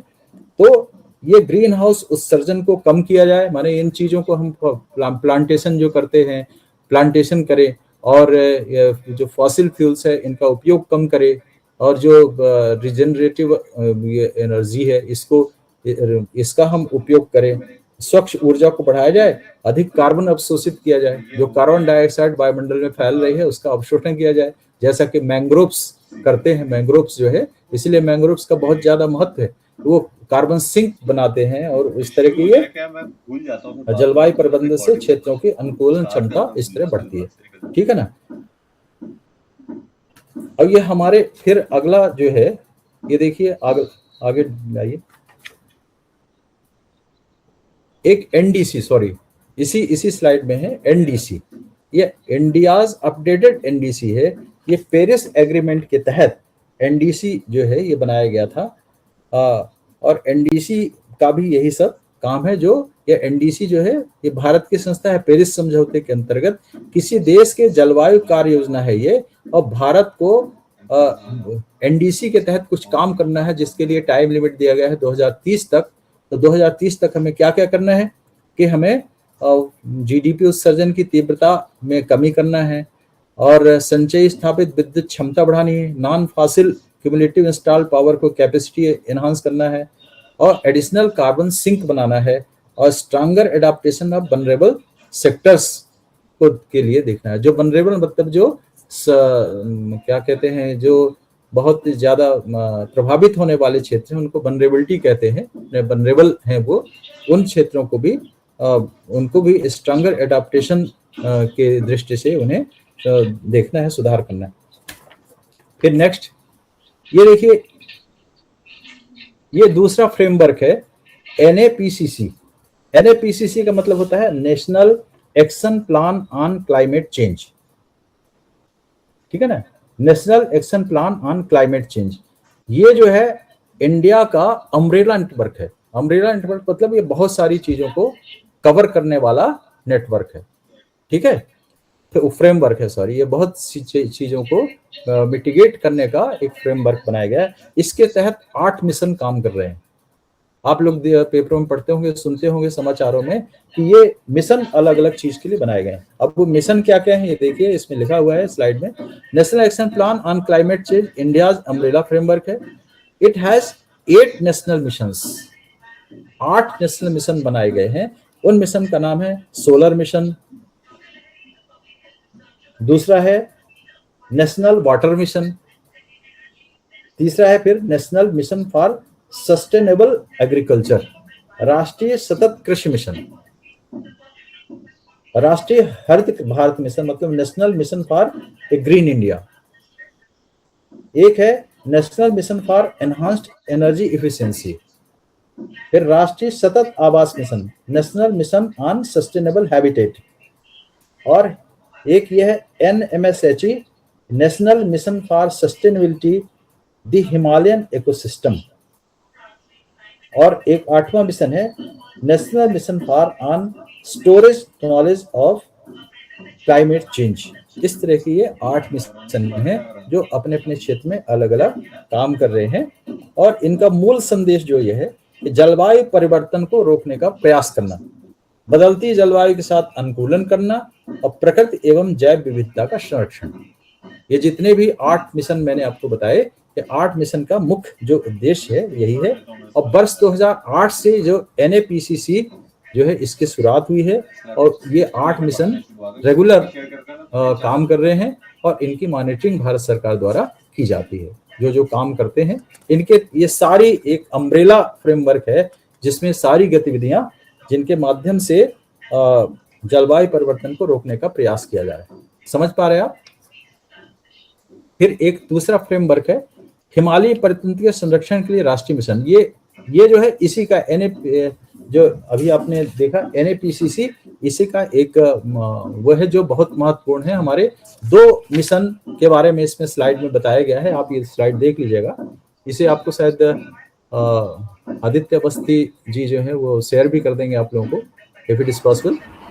यस सर, जो स्लाइड है वो मैं शेयर कर दूंगा। ओके राइट, ये तो आप इसको स्टडी भी कर सकते हैं, देख सकते हैं। और इसमें क्या है, क्या एनएसएमएससी में इसका उद्देश्य हिमालय क्षेत्र के जलवायु परिवर्तन के प्रति संवेदनशीलता का वैज्ञानिक आकलन करना, और हिमालय परितंत्र के स्वास्थ्य की लगातार निगरानी करने के लिए राष्ट्रीय क्षमता का विकास। ये science measure the Himalayan ecosystem, so decisions are based on evidence. ये जो है ये उसी का NAPCC का एक मिशन है और ये हिमालय क्षेत्र की जो फ्लोरा है उसके संबंध में इसका काम करता है। फिर एक दूसरा बहुत इंपॉर्टेंट मिशन है हमारे इंडियन फ्लोरा के लिए, that is green India mission, GIM। ठीक है, इसका भी उद्देश्य क्या है, ये फॉरेस्ट को प्रोटेक्ट करना। अब फॉरेस्ट को किस तरह बहुत सारी क्षति होती है, कभी आग लग जाती है, कभी पेड़ों को लोग काट डालते हैं, है ना। तो उससे ये हमको इस मिशन के तहत ये डिफरेंट डिपार्टमेंट्स को ये सब रिस्पॉन्सिबिलिटी दी गई है कि इन मिशन का कंडक्ट करें और इनके तहत जो आउटकम है उससे गवर्नमेंट को बताएं, अवगत कराएं। तो ये प्रोटेक्ट फॉरेस्ट को प्रोटेक्ट करते हैं, रिस्टोर डिग्रेडेड इकोसिस्टम, और जो इकोसिस्टम आप लोगों ने पढ़ा होगा, ये जिसमें ये सब सम्मिलित है कि पारिस्थितिकी माने उसके परिस्थिति के संबंध में जिसका अध्ययन होता है वो पारिस्थितिकी के अंतर्गत होता है, माने क्लाइमेट का, और इसमें जिसमें हर चीज शामिल है, ये सॉइल भी, रेन्स भी, और ये सब चीज शामिल है, वो पारिस्थितिकी के अंतर्गत ये सब आते हैं। तो इसको रेस्टोर डिग्रेडेड इकोसिस्टम, इसको रेस्टोर करने की आवश्यकता है और इसके लिए भी ये जो ग्रीन इंडिया मिशन ये काम करता है। एनहांस ट्री फॉरेस्ट कवर, वृक्ष और वन क्षेत्र को बढ़ाने का भी काम करता है, वृक्षारोपण इसी के तहत करते हैं। और इम्प्रूव इकोसिस्टम सर्विसेज, पारिस्थितिक तंत्र की सेवाओं में सुधार। अब इसमें एक महत्वपूर्ण बात, एक लाइन की मैं आपको बताना चाहता हूं कि हम वृक्षारोपण तो कहते हैं, बहुत सारे वृक्ष लगाओ, बहुत सारे वृक्ष लगाओ, ऐसा तो हम सब लोग कहते हैं, लेकिन वृक्ष कहाँ लगाएं ये हमको ध्यान रखने की आवश्यकता है। और कौन से वृक्ष लगाएं, मतलब जिस क्लाइमेट में, जिस इकोलॉजी में जो वृक्ष सूट करता है उसी के सीड ले जाके हमको वहां लगाना चाहिए। ऐसा नहीं हो कि हम ऐसा पौधा जो रोडोडेंड्रॉन को हम यहाँ कहीं फील्ड में लगा दें और वो जो है वैनिश हो जाए, नष्ट हो जाए, एक्सटिंक्ट हो जाए, ऐसा काम नहीं होना चाहिए। एक उदाहरण है, कोई ऐसा लगाएगा नहीं, पर मतलब हमें पहले पारिस्थितिकी का अध्ययन करना चाहिए और फिर वृक्षारोपण की कार्रवाई करना चाहिए। माने सुटेबल प्लेस में सुटेबल सीड्स हमको लगाना चाहिए, वृक्षारोपण करना चाहिए। ठीक है ना, क्लियर हो पाए आपको। चलिए नेक्स्ट है, एक फ्रेमवर्क है, ये भी बहुत महत्वपूर्ण है, ग्लोबल बायोडाइवर्सिटी फ्रेमवर्क। ये टारगेट 8 है। ये जो है इसका पूरा नाम है Kunming Montreal global biodiversity framework. ये कुनमिंग जो है ये चीन में है और मॉन्ट्रियल जो है कनाडा में है, आप सब जानते होंगे। तो वहां इससे ये फ्रेमवर्क का आगाज हुआ और दिसंबर 22 में इसे अंतिम रूप से स्वीकार किया गया। और इसमें जो लिखा है टारगेट 8, उसके लिए 23 टारगेट सुनिश्चित किए गए इस फ्रेमवर्क के अंतर्गत, और उसमें से 8वां टारगेट जो है ये GBF टारगेट, इसी को हम इसमें पढ़ रहे हैं। ये GBF Kunming Montreal global biodiversity framework target minimize climate change, इसमें भी वही है कि क्लाइमेट चेंज को मिनिमाइज किया जाए, and ocean acidification impacts on biodiversity, इसको भी हमें क्या करना है, मिनिमाइज करना है। जो अम्लीकरण बढ़ रहा है किसमें, ओशन में, तो इसको भी हमको मिनिमाइज करना है। Increase resilience through mitigation, adaptation and disaster risk reduction. ये मैंने पहले आपको मिटिगेशन और एडाप्टेशन बताया। ये इसके तहत हमारे सहनशीलता में वृद्धि, रिसिलियंस मतलब होता है सहनशीलता, सहनशीलता में वृद्धि करने के भी उपाय इसमें GBF जो टारगेट 8 है उसके तहत हम कर रहे हैं। Use nature based and ecosystem based approaches where appropriate. Simple translation इसका ही है, climate solutions should also protect nature.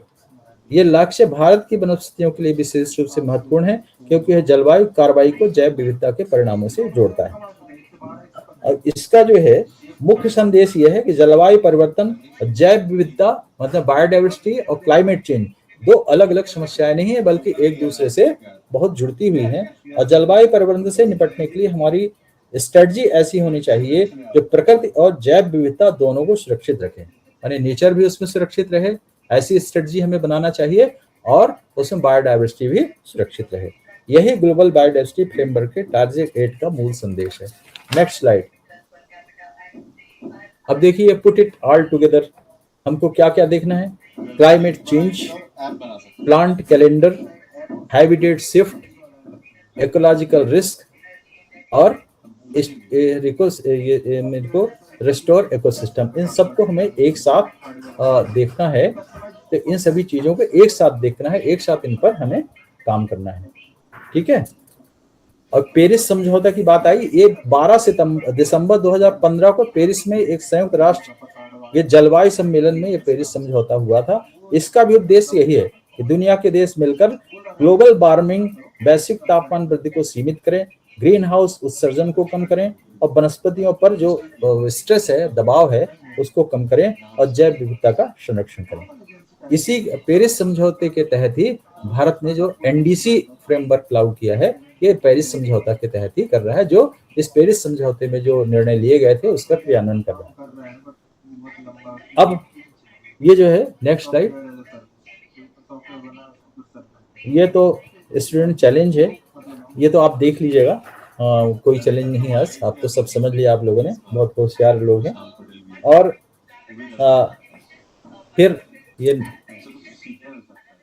ये स्लाइड देखिए, डेटा रिकैप, ये इंडिया जो है किस तरह वार्म हो रहा है।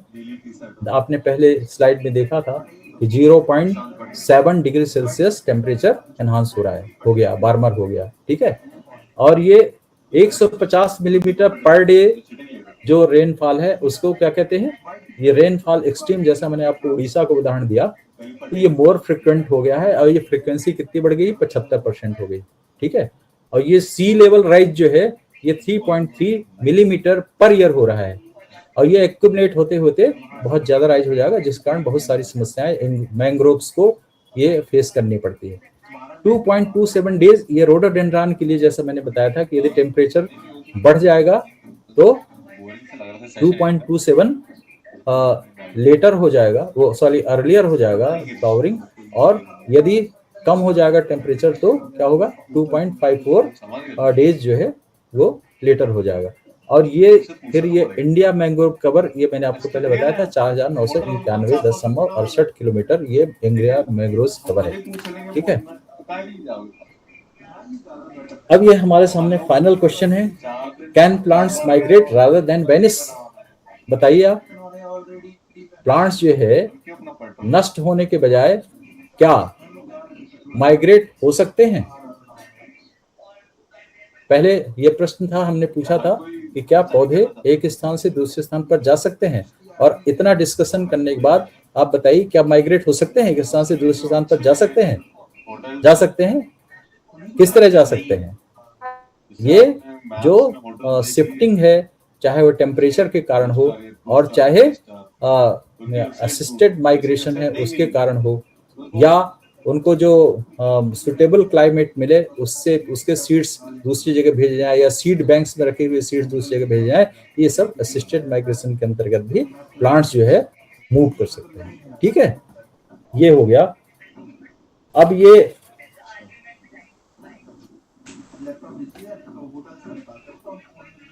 लास्ट में जो एक बात है, अब समय समाप्त हो रहा है शायद, तो मैं अब ज्यादा बातें नहीं करूंगा। एक जी आदित्य जी कुछ कहना चाह रहे हैं? सर यही थी लास्ट स्लाइड, यही थी लास्ट स्लाइड यही थी ना जी। एक कविता की कुछ पंक्तियां मैं आप लोगों को सुनाना चाहता हूँ, बस छोटी सी। हरित रहित हो रही धरा है, नित्य प्रति कटते वन उपवन, इसी तरह वृक्ष कटे तो कहाँ मिलेगी प्राण पवन। अल्प वृष्टि अतिवृष्टि अवर्षा होती है क्षतिग्रस्त फसल, ओला पाला बाढ़ शुष्कता प्रकृति आपदा है प्रतिफल। अकस्मात भूकंप ग्रस्त हो कभी धरा थर्राती है, कभी सुनामी मृत्यु निशासी मुंह खोले आ जाती है। ध्वनि जल और वायु प्रदूषण और मृदा का सतत क्षरण, इसी तरह वृक्ष कटे तो कहाँ मिलेगी प्राण पवन। और 4 पंक्तियां हैं। वृक्ष हमारे मित्र सुरक्षक, धरती माँ के आभूषण, और वृक्ष वनस्पति ही करते हैं दूर शहर का संदूषण। वृक्ष तक हैं सुखद सदा ये अभयंकर, अजाग रूप संकल्प उचित यह रखे सुरक्षित वन उपवन, और इसी तरह वृक्ष कटे तो कहाँ मिलेगी प्राण पवन, कहाँ मिलेगी प्राण पवन। और इस तरह अपनी बात में समाप्त करता हूँ। आप लोगों को कुछ कहना हो तो ये floor is open to you. Delegates are free to ask questions.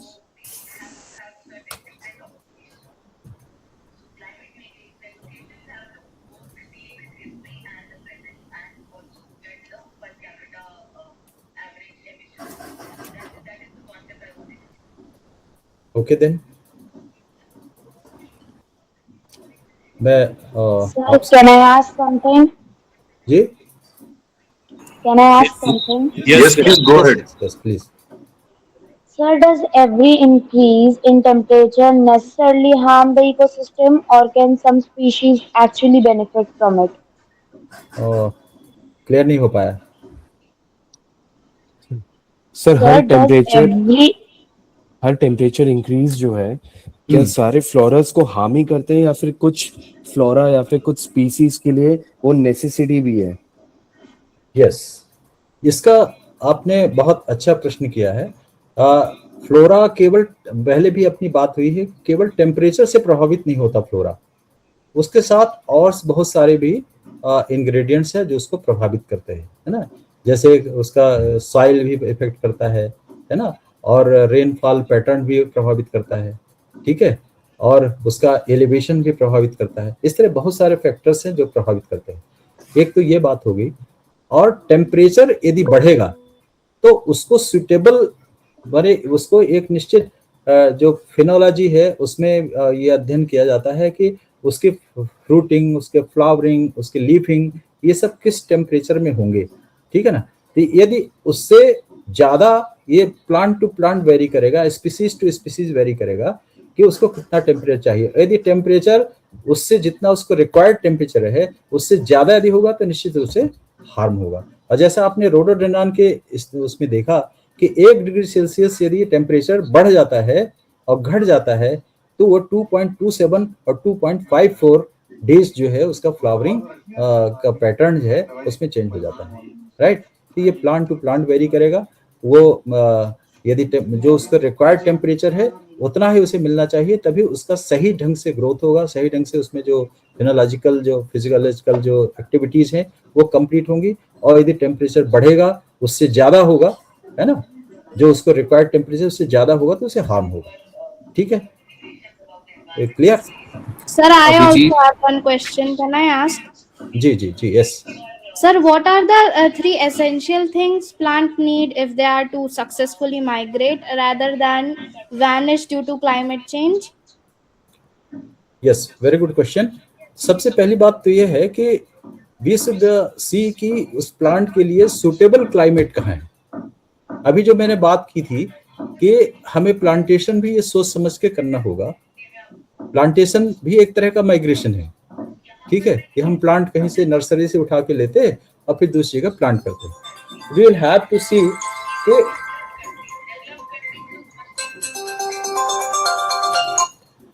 हमें ये देखना होगा कि the climate of that place जहां हम उसको प्लांट करने जा रहे हैं, that is suitable for that plant और नॉट. यदि वो सुटेबल है तो हम उसे वहां हमें प्लांट करना चाहिए, ठीक है. सबसे पहले तो देखना सुटेबल क्या है, वहां का क्लाइमेट, वहां जो उसके लिए जो टेम्परेचर रिक्वायर्ड है वो होना चाहिए. उसकी सॉइल, जैसे कोई चीज काली मिट्टी में बहुत अच्छी होती है, ठीक है, कोई रेतीली मिट्टी में बहुत अच्छी होती है, तो सॉइल कैसा चाहिए वो भी होना चाहिए, वो भी देखना होगा. तो इस तरह ये बहुत सारे इंग्रेडिएंट्स हैं, वो उनके जो उपयुक्त क्लाइमेट है, उनका सुटेबल क्लाइमेट है, वो उनको मिलेगा, वहीं हमको देख के उसे प्लांट करना चाहिए, ठीक है. तो इस तरह क्या होगा, आपने बेनिस की बात की, तो प्लांट स्पीसीज जो है वो फ्लोरिश करेंगे, वहां ज्यादा अच्छे ढंग से वो ग्रो कर सकेंगे और जितने और फिजियोलॉजिकल जो प्रोसेसेस हैं उनको कंप्लीट कर सकेंगे. और यदि उसको उपयुक्त वातावरण नहीं मिलेगा तो क्या होगा. और इसके लिए एक क्लाइमेट, एक रिफ्यूजिया की बात आई थी, आपने यदि ध्यान दिया होगा कि हमें उन स्थानों को भी सुरक्षित रखना है जहां उनके अनुकूल वातावरण वाला स्थान है, और उस स्थान पर उन्हें हम माइग्रेट कर सकते हैं, उनको भी हमें संरक्षण देना चाहिए, उनको भी सुरक्षित रखना चाहिए. You got, Now Aradhya Clear? may proceed with her question, after which Ananya and Varisha will follow. जी. Sir, there are 3 more questions from 3 delegates. हाँ, yes, please. Aradhya. Sir, my question is, if a tree species move to a new region because of the climate change, does that count as adaptation or does it create a new ecological problem? क्या, what is the question? Kindly explain. Sir अगर कोई भी species migrate होती है किसी और कोई climate change के कारण कहीं और जी। जाती है, तो क्या उसे हम अडेप्टेशन बोलेंगे या फिर एक वो नया इकोलॉजिकल प्रॉब्लम क्रिएट कर रहा है? देखिए क्या है, कोई चीज माइग्रेट होती है तो वो हमें पहले इकोलॉजिकल स्टडी करना चाहिए। माइग्रेट होने के मतलब उसमें देखना पड़ेगा कि यदि हम असिस्टेड माइग्रेट कर रहे हैं, तो अभी पहले जो प्रश्न था उसी से लिंक्ड है वैसे देखा जाती है कि उस स्थान का क्लाइमेट उसको सूट कर रहा है कि नहीं सूट कर रहा है, ठीक है ना। और यदि सूट करेगा तो वो वहाँ मतलब वो अच्छे से फ्लोरिश कर सकेगा, और यदि सूट नहीं करेगा वहाँ क्लाइमेट तो वेनिश हो जाएगा, खत्म हो जाएगा। तो प्लांट को कहीं दूसरी जगह प्लांट करने के लिए हमें इन चीज़ों का अध्ययन करना चाहिए। वो प्लांट टू प्लांट वेरी करेगा। Is it clear now? Sir, so can we say that it was adaptation okay, rather than your ecological question was problem? Is it adaptation और एडाप्टेशन और क्या, एडाप्टेशन और क्या पूछा था आपने? अडेप्टेशन और new ecological problem. New colour, yes. अब जो इसमें एडाप्टेशन उस चीज को कहते हैं कि यदि कोई चीज कोई कोई प्लांट जो है यदि एडवर्स कंडीशंस को के आधार पर अपने आप को चेंज कर लेता है, दैट इज कॉल्ड एडाप्टेशन, ठीक है ना। अब जैसे एक मैंग्रोव है, मैंग्रोव में एक प्लांट है एबिसीडिया करके,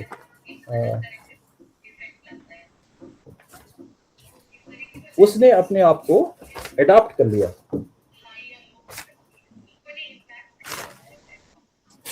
एबिसीनिया मैरिना,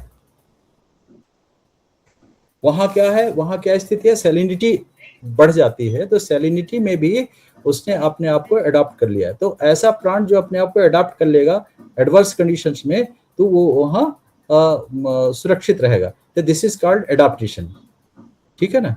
तो एडाप्ट करना बात अलग है, और इकोलॉजिकल जो मैंने बताया कि यदि आप वो प्लांट वही माइग्रेट होके और फ्लोरिश कर सकेगा, अच्छे से जीवन यापन उसका हो सकेगा, जो उसके लिए उपयुक्त वातावरण होगा, क्लाइमेट अच्छा मिलेगा, तभी वो अच्छे से वहाँ फ्लोरिश कर सकेगा, ठीक है ना। और एडाप्ट करना अलग बात है।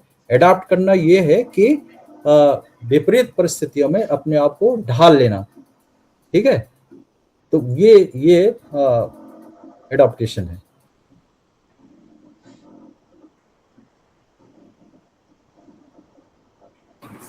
सर अगर आप चैट बॉक्स अगर देखेंगे, if you can see the chat box, उसमें हमारे कुछ स्टूडेंट्स ने क्वेश्चन पुट अप किए हैं। Shraddha has one question.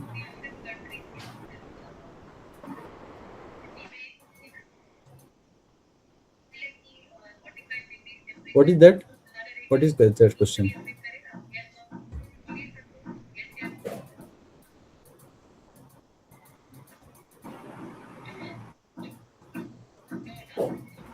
The question is, how do projected temperature increases across different agroclimatic zones in India impact flowering phenology? क्या क्या बोला आपने?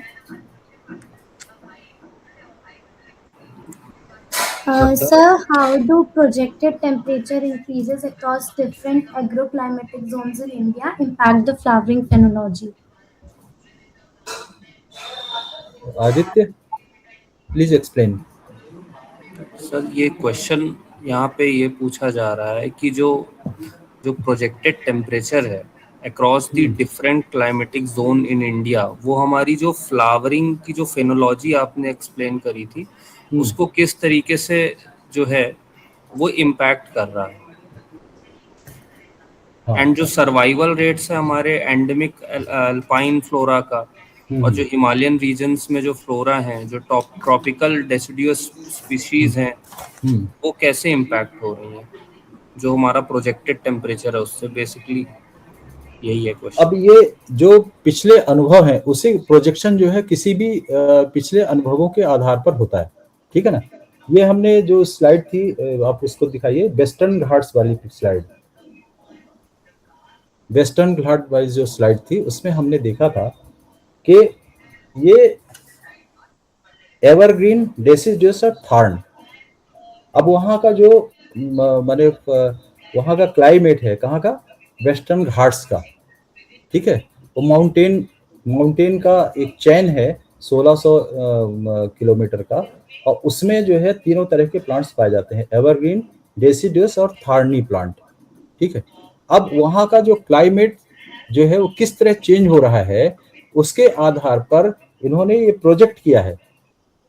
क्या प्रोजेक्ट किया है कि एवरग्रीन जो है, एवरग्रीन जो प्लांट्स है, एवरग्रीन जो मतलब हमेशा हरे भरे रहते हैं, दे आर एवरग्रीन प्लांट्स, तो उनकी जो सुटेबिलिटी है ये 249 किलोमीटर मतलब 1600 वर्ग किलोमीटर जो क्षेत्र है उसमें 249 वर्ग किलोमीटर पर ये एवरग्रीन जो है प्लांट्स, ये क्या हो जाएंगे, इनका एरिया कम हो जाएगा।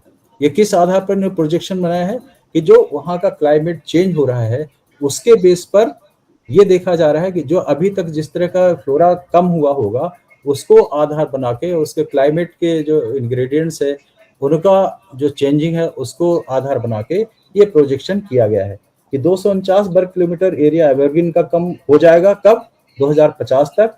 और ये क्यों, क्योंकि जैसा अपनी बात हुई कि टेम्परेचर भी इफेक्ट करता है, रेनफॉल भी इफेक्ट करता है ना, और ये वेस्टर्न घाट्स के मामले में वहाँ सैलिनिटी भी वो करती है। ये वेस्टर्न घाट्स में जिस तरह का क्लाइमेट होता है उसके आधार पर उन्होंने ये प्रोजेक्ट किया है कि जो मतलब फेवरेबल कंडीशंस रहेंगी, नहीं रहेंगी, जो फेवरेबल कंडीशंस नहीं रहेंगी उसके कारण अभी तक जो अध्ययन किए गए उसके आधार पर कि इतना वर्ग किलोमीटर में ये एवरग्रीन का प्लांटेशन कम हो जाएगा। ये तो आकलन है पूरा, मतलब प्रोजेक्शन है ये कि 2050 तक क्या होगा, ठीक है। ये पिछले जो अध्ययन है, जो ऑब्जर्वेशन है उसके बेस पर ये प्रोजेक्शन किया गया है। डेसिडुअस प्लांट्स जो है वो 720 वर्ग किलोमीटर जो है कम हो जाएगा एरिया। और जो थार्नी प्लांट है, मतलब क्या है, थार्नी प्लांट जो है इनको टेम्परेचर, ज्यादा टेम्परेचर पे इनको रखा जा सकता है क्योंकि इनको पानी कम चाहिए होता है, ठीक है। माने रेनफॉल जो है कम होती जा रही है, टेम्परेचर धीरे धीरे बढ़ती जा रही है ना, बढ़ता जा रहा है। तो थार्नी प्लांट का जो एरिया है इट इज एनहांसिंग, बढ़ रहा है। कितना बढ़ जाएगा ये, 969 वर्ग किलोमीटर में बढ़ जाएगा, ऐसा इनका अनुमान है। तो मतलब टेम्परेचर यदि बढ़ रहा है तो थार्नी प्लांट्स जो टेम्परेचर के साथ अडाप्ट हो जाते हैं, टेम्परेचर वृद्धि के साथ अडाप्ट हो जाते हैं, तो उनकी संख्या, उनका जो क्षेत्र है वो बढ़ जाएगा। और जो टेम्परेचर के साथ टेम्परेचर बढ़ेगा तो इतना जो एवरग्रीन प्लांट जिनको बहुत पानी चाहिए, एवरग्रीन होने के लिए पानी ही पानी चाहिए, बहुत ज्यादा पानी चाहिए, और जो पर्णपाती वन है उनका क्षेत्र धीरे धीरे कम हो जाएगा। और थार्नी प्लांट जिनको कम पानी चाहिए और जो टेम्परेचर को झेल सकते हैं, अडॉप्ट कर सकते हैं, उनका एरिया बढ़ जाएगा। Sir, you have very well explained by referring to this Western Ghat part. अब हमारे बहुत सारे डेलीगेट्स के क्वेश्चन आ रहे हैं, but we have time constraint. तो जो भी आपके क्वेश्चन है वो आप पर्सनली, जो हमारे को-मेंटर हैं, आप उनको सबमिट कर दीजिएगा and we will forward our question to our expert mentor to get the answer. And Rohit, are you there? Yes. I think we can conclude now.